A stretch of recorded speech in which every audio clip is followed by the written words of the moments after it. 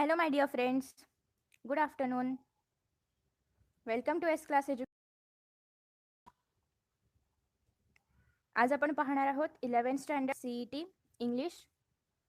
त्याच्यामध्ये आपण homophone, homograph, त्याचबरोबर स्पॉट दी एरर आणि करेक्ट स्पेलिंग याचे काही एमसीक्यूज पाहणार आहोत. So let us start. Hello, hi. So जे आलेले आहेत त्यांनी प्लीज ही लिंक शेअर करा तुमच्या फ्रेंड्ससोबत, जेणेकरून सगळे येतील. ओके. सो आज आपण सगळ्यात पहिल्यांदा पाहणार आहोत होमोफोन्स आणि होमोग्राफ्स. येस, आलेले आहेत. चला, आय होप की सगळ्यांना स्क्रीन क्लिअर पाहायला मिळते 7:20 पर्यंत केल्यानंतर. Yes, hello, good afternoon. Okay. So homophones आणि होमोग्राफ्स हा जो टॉपिक आहे तर हा आज आपण पाहणार आहोत. फर्स्ट ऑफ ऑल आपण जर पाहिलं तर त्याच्यामध्ये आपण एक डिफरन्स समजून घेऊया होमोफोन आणि होमोग्राफ मधला.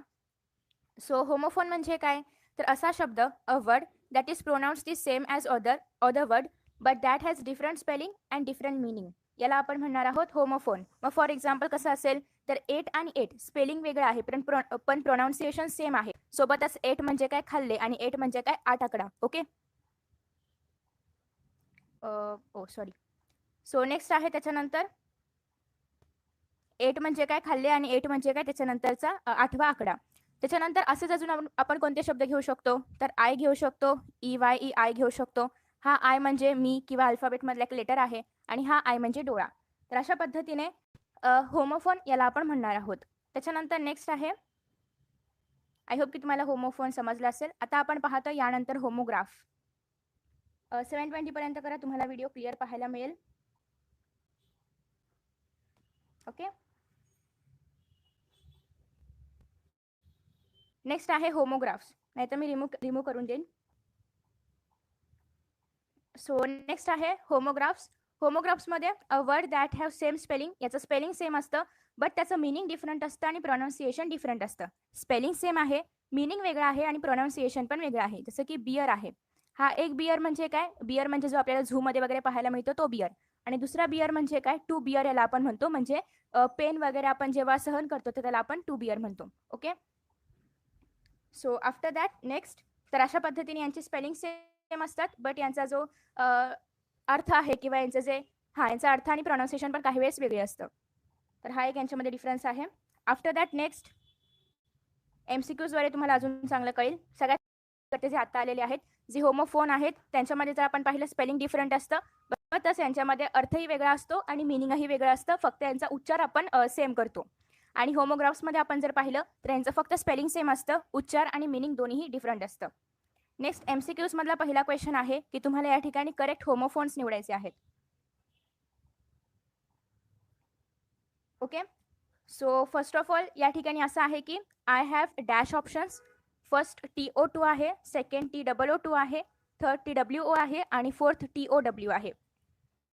सो तुम्हाला या ठिकाणी करेक्ट आन्सर सांगायचा आहे. Correct answer yes, option number C is the right answer. TWO2 is the right answer. After that next आहे की अ डॅश हॅज 7 days. कशामध्ये 7 days असतात? Hello Vaishnavi. Week, WEAK week, WEEK week, WAEK VEEK. Correct answer yes, एका वीकमध्ये 7 days असतात आणि correct weak आहे ते म्हणजे WEEK. हे वीक म्हणजे स्ट्रॉंग नाहीये असं किंवा कमकुवत आहे असं आपण म्हणतो. कमजोर, कमकुवत वगैरे हे या वीकचा अर्थ आहे आणि या वीकचा अर्थ आहे तो म्हणजे आठवडा. नेक्स्ट आहे I dash that news. No, no, now की ए आणि बी दोन्हीही. I dash that news. Correct answer कोणतं नो या ठिकाणी यायला पाहिजे? KNOW, NO की दोन्ही पण? KNOW आणि NO दोन्ही. हे खूप सोपे सोपे प्रश्न आहेत, सो तुम्ही पटापट आन्सर द्या. येस, KNOW नो करेक्ट आहे. आफ्टर दॅट नेक्स्ट आहे की I want to dash that toy. I want to dash that toy. BY by, BUY buy, BYE bye की BAY. करेक्ट आन्सर मला ते टॉय खरेदी करायचं आहे. आता या ठिकाणी खरेदीसाठी नेमका कोणता बाय आहे ते तुम्हाला निवडायचं आहे. येस, BUY करेक्ट आहे. खरेदी करण्यासाठी आपण BUY बाय वापरतो आणि BY बाय म्हणजे टाटा बाय, ते वाला bye. Okay. So after that next आहे I love to hear dash tales fairy fairy fairy की फेरी, कोणतं फेरी ते निवडा. I love to hear dash tales म्हणजे स्टोरीज. Correct answer. अशक्य झालं तर प्लीज प्रश्न क्रमांक पण टाका, जेणेकरून मला कळेल की तुम्ही कोणत्या प्रश्नाचा कोणता आन्सर देत आहे.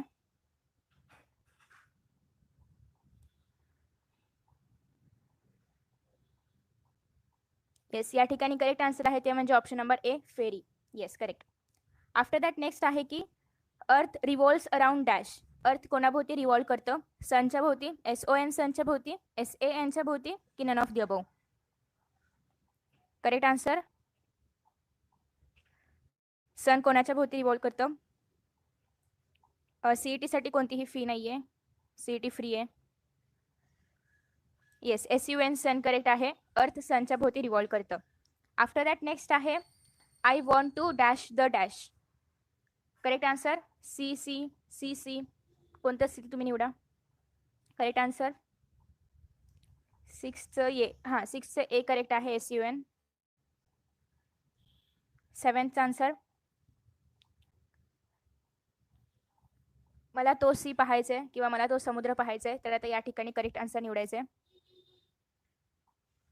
I want to see that C. Yes, C correct आहे. Correct answer is C. So याच्यानंतर नेक्स्ट आहे की तुम्हाला हे जे अंडरलाईन वर्ड आहे याचं करेक्ट आन्सर सांगायचं आहे.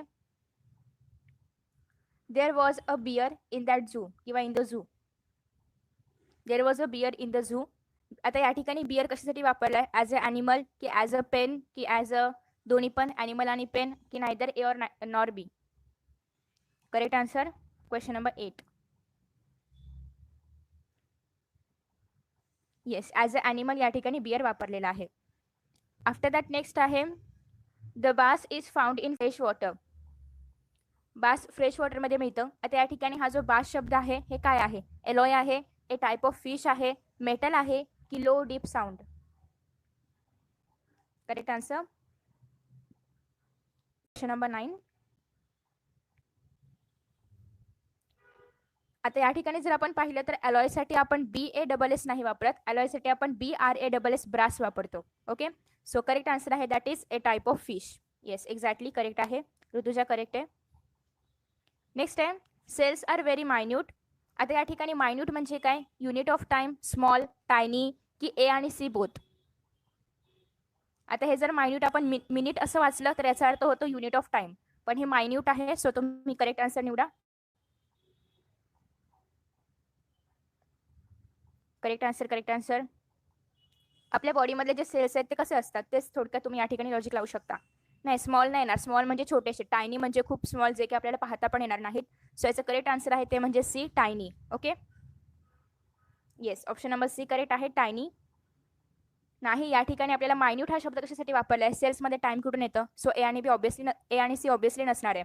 सो ए कॅन्सल झाला, डी कॅन्सल झाला. आता बी आणि सी मध्ये तुम्ही जर पाहिलं तर स्मॉल म्हणजे आपण एखादी गोष्ट म्हणतो की दिस इज व्हेरी स्मॉल, म्हणजे हे आपण पाहू शकतोय आणि आपण सांगू शकतोय. बट टायनी म्हणजे एकदम स्मॉल. सो करेक्ट आन्सर आहे टायनी. आफ्टर दॅट नेक्स्ट आता आपण पाहतोय पुढचा topic, spot the error. So spot the एररमध्ये तुम्हाला एखादं सेंटेन्स दिलं जाईल.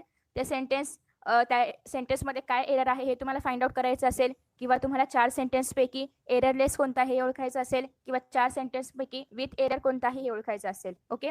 सो असे बरेचसे प्रश्न यामध्ये विचारले जाऊ शकतात. मग आता एरर निवडत असताना किंवा एरर कशामध्ये असते हे कसं पाहायचं? तर एकतर जे आपले वर्ब्स असतात त्या वर्बला आपण एस किंवा ES लावतो. कधी? जेव्हा तो वर्ब थर्ड पर्सन सिंग्युलरसाठी वापरला असेल तेव्हा. सपोज की आपण या ठिकाणी लिहिलं की अनिता लाईक. आता या ठिकाणी लाईकच्या पुढे आपल्याला एस लावावं लागेल, का तर अनिता काय आहे? थर्ड पर्सन सिंग्युलर आहे. So Anita likes to it whatever apple mango जे असेल ते. सो आता या ठिकाणी अनिता हा पर्सन कसा आहे? थर्ड पर्सन सिंग्युलर आहे. त्याच्यामुळे आपण शेवटी वर्बच्या शेवटी आपण एस किंवा ES वापरणार आहोत. सो फक्त हेच लक्षात ठेवायचं आहे. बरेचदा तुम्हाला याच ठिकाणी काहीतरी चुकीचं दिलं जातं, सो तुम्ही ते निवडू शकता. आफ्टर दॅट नेक्स्ट आहे मॅथ्सचं. जर शक्य झालं तर नक्की ट्राय करेन, पण तुम्ही इतर चॅनलवरती जाऊन पण पाहू शकता. बरेचसे व्हिडिओज अपलोड केलेले आहेत. आफ्टर दॅट नेक्स्ट आहे टू बीचा फॉर्म. आता टू बीचा फॉर्म म्हणजे काय, बऱ्याचदा आय ॲमच्या ऐवजी आय इज दिलं जातं किंवा ही इजच्या ऐवजी ही ॲम वगैरे असं काहीतरी दिलं जातं. सो तुम्हाला ते करेक्ट निवडायचं आहे की आय ॲमच असायला पाहिजे, ही इज असायला पाहिजे आणि दे आर असायला पाहिजे. ओके. सो जे काही प्लुरल आहे त्यांच्यासोबत आपण आर वापरतो, जे थर्ड पर्सन सिंग्युलर आहे त्यांच्यासोबत आपण इज वापरतो आणि आयसाठी आपण ॲम वापरतो. नेक्स्ट आहे आय वॉज, ही वॉज आणि दे साठी आपण वर वापरतो कारण दे कसं आहे प्लुरल आहे. आफ्टर दॅट नेक्स्ट आहे आय डू आणि ही डज. जर डू असेल तर या ठिकाणी आपण आय सोबत फक्त डू वापरणार आहोत, पण ही सोबत आपण डज वापरतो का तर या ठिकाणी ही कसं आहे थर्ड पर्सन सिंग्युलर. सो या काही गोष्टी तुम्ही लक्षात ठेवू शकता. सायन्स मी ऑलरेडी पूर्ण अपलोड केले. सो आफ्टर दॅट नेक्स्ट आता आपण काही प्रश्न पाहतोय. सो फर्स्ट क्वेश्चन असा आहे की choose the sentence without any error. या ठिकाणी असं सेंटेन्स निवडायचं आहे की जे एररलेस आहे किंवा ज्यामध्ये कोणतीही एरर नाहीये. फर्स्ट आहे या ठिकाणी everyone make mistake, this is a new books, do you have a pencil आणि doesn't she have a pencil, sorry don't she have a pencil. Correct answer. Thank you Harshal. तुम्हाला या ठिकाणी एररलेस ओळखायचं आहे, विदाउट एनी एरर असं कोणतं sentence आहे ते ओळखायचं आहे. सो इथे जर तुम्ही पाहिलं तर एव्हरीवन सोबत मेकला आपल्याला एस किंवा ES जॉईन करावं लागेल कारण एव्हरीवन हे थर्ड पर्सन सिंग्युलर आहे. सो इथे मिक्स हवं होतं. नेक्स्ट आहे this is a new book हवं होतं, या ठिकाणी बुक्स आहे सो त्याच्यामुळे हे पण रॉंग आहे. Do you have a pencil हे करेक्ट आहे. सो ऑप्शन नंबर 3 करेक्ट आहे. येस. आणि जर आपण डी किंवा फोर्थमध्ये पाहिलं तर या ठिकाणी डोंट नाही डझंट यायला पाहिजे कारण थर्ड पर्सन सिंग्युलर सोबत या ठिकाणी डझंट येतं. ओके, किंवा डज येतं. So correct answer is option number 3. त्याच्यानंतर अरे कुठे आले मी, हां त्याच्यानंतर नेक्स्ट आहे mango is bestest among all the fruits. या ठिकाणी पण तुम्हाला सेम एररलेस सेंटेन्स ओळखायचं आहे ज्यामध्ये एरर नाही असं. So mango is bestest among all the fruits, mango are best among all the fruits, mango is the bestest among all the fruits आणि mango is the best among all the fruits. Okay. So correct answer सांगायचा. Question number 2 answer. So इथे जर आपण पाहिलं तर mango is bestest among all the fruits या सेंटेन्समध्ये तुम्ही जर बेस्टेस्ट पाहिलं तर बेस्टेस्ट कधीच होत नाही कारण गुड, बेटर, बेस्ट, बेस्ट हा सुपरलेटिव्ह आहे. सो त्याच्यामुळे त्याचं बेस्टेस्ट होत नाही. नेक्स्ट जर आपण पाहिलं मँगो आर दिले पण मँगो आर नाही होत, मँगो इज किंवा मँगोज आर असं पाहिजे होतं. नेक्स्ट आहे मँगो इज द बेस्टेस्ट, परत या ठिकाणी बेस्टेस्ट केले कारण बेस्टेस्ट होतच नाही, बेस्ट हे सुपरलेटिव्ह आहे. आणि ॲट दी एंड आहे की mango is the best among all the fruits. So question number 2चं ऑप्शन नंबर 4 करेक्ट आहे. येस, डी करेक्ट आहे. करेक्ट. ऋतुजा करेक्ट आहे. सोनाली करेक्ट आहे. Okay. After that next third आहे या ठिकाणी if you works hard you will get success. त्याच्यामध्ये second आहे की if you work hard you will get success, if you work hard you. So correct answer question number 3. Correct answer या ठिकाणी सांगायचं आहे 4 ऑप्शन्सपैकी. येस, या ठिकाणी थर्ड वन करेक्ट आहे. If you work hard you will get success. Yes, exactly. आता या ठिकाणी जर आपण पाहिलं इफ यू वर्क्स हार्ड हे चुकीचं आहे. If you work hard you will get success हे गेट्स नको नसायला पाहिजे होतं.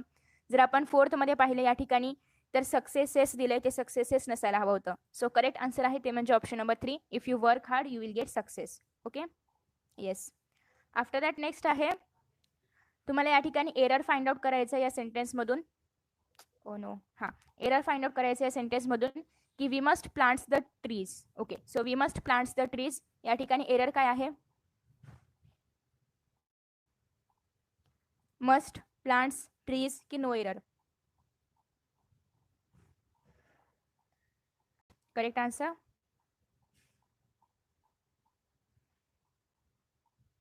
सो या ठिकाणी जर आपण पाहिलं तर वी मस्ट प्लांट्स नाही येणार, प्लांट यायला पाहिजे. सो त्याच्यामुळे एरर आहे that is B, plants is the error. Must error नाहीये कारण आपण प्लांट्स लावायलाच पाहिजेत. मस्ट एरर नाही या ठिकाणी, प्लांट्स एरर आहे. ओके. आफ्टर दॅट नेक्स्ट आहे she did not wanted to go to school. तिला शाळेमध्ये जायला आवडत नव्हतं. सो तुम्हाला या ठिकाणी एरर निवडायची आहे. डीड नॉट आहे, वॉन्टेड आहे, टू गो आहे की शी. सो करेक्ट आन्सर आहे या ठिकाणी सांगायचं आहे क्वेश्चन नंबर 5. सो इथे जर आपण पाहिलं तर जेव्हा डीड नॉट असतं तेव्हा ऑलरेडी हे पास्ट टेन्स मध्ये गेलेलं आहे. सो त्याच्यामुळे जेव्हा डिड नॉट असेल तेव्हा आपण या ठिकाणी वर्बला ईडी वगैरे जॉईन करत नाही. वर्ब आपण ओरिजिनल ठेवतो, V1च्या फॉर्म मध्ये ठेवतो. सो या ठिकाणी wanted is the wrong. Okay, so option number B या ठिकाणी रॉंग आहे किंवा एरर आहे. नेक्स्ट आहे you play cricket doesn't you. You play cricket doesn't you. आता या ठिकाणी प्ले आहे, डझंट आहे, क्रिकेट आहे की काहीच एरर नाहीये. एरर काहीच नाही याचा अर्थ हे पूर्ण सेंटेन्स कसं आहे, योग्य आहे. Correct answer. सो करेक्ट आहे या ठिकाणी डझंट, कारण इथे जेव्हा आपण यू वापरतोय तेव्हा यू सोबत आपण नेहमी डोंट किंवा डूचा फॉर्म वापरतो. डझंट फक्त आणि फक्त आपण थर्ड पर्सन सिंग्युलर साठी वापरतो. सो यू काही थर्ड पर्सन सिंग्युलर नाहीये, त्याच्यामुळे करेक्ट आन्सर आहे option number B is doesn't. Next आहे choose the sentence with error. आता तुम्हाला असं सेंटेन्स निवडायचं आहे की ज्यामध्ये एरर प्रेझेंट आहे. ओके, सो फर्स्ट आहे I like this movie, you will achieve this, he like to play football, they enjoyed in the party. So तुम्हाला या ठिकाणी करेक्ट आन्सर निवडायचा आहे की ज्याच्यामध्ये काहीतरी एरर आहे. करेक्ट आन्सर हा क्वेश्चन नंबर आहे 7. Question number 7. आता इथे जर आपण पाहिलं तर आय लाईक धिस मूवी हे टोटली करेक्ट आहे. सेकंड जर आपण पाहिलं यू विल अचीव दिस हे पण करेक्ट आहे. ही लाईक टू प्ले फुटबॉल, आता या ठिकाणी लाईक नसून लाईक असायला हवं होतं कारण हे कसं आहे थर्ड पर्सन सिंग्युलर. सो हे सेंटेन्स आहे ज्याच्यामध्ये एरर आहे. लास्ट वन आहे they enjoyed in the party, हे करेक्ट आहे. सो विथ एरर आहे ऑप्शन नंबर सी.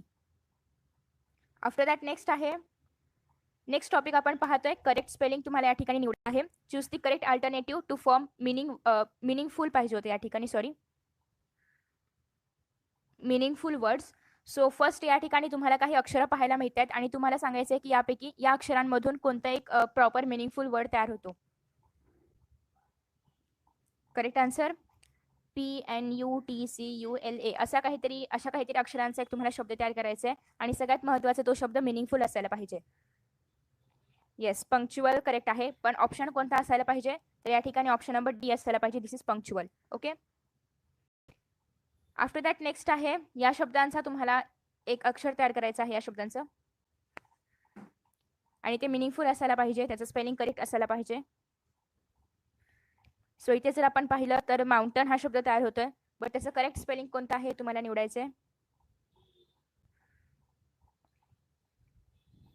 सो या ठिकाणी करेक्ट आहे that is B. Exactly B correct आहे माउंटन. इथे जर आपण पाहिलं तर TR घेतलाय, बट इथे कुठेही आर नाहीये, त्याच्यामुळे हे आधीच एलिमिनेट होत आहे आणि बाकी तिघांमधून तुम्ही माउंटेन फाइंड आउट करू शकता. आफ्टर दॅट नेक्स्ट आहे how many of the given words are meaningful. अरे यार, इथे आर पाहिजे होतं.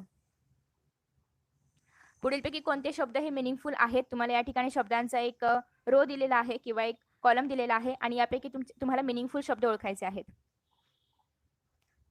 या ठिकाणी आर आहे.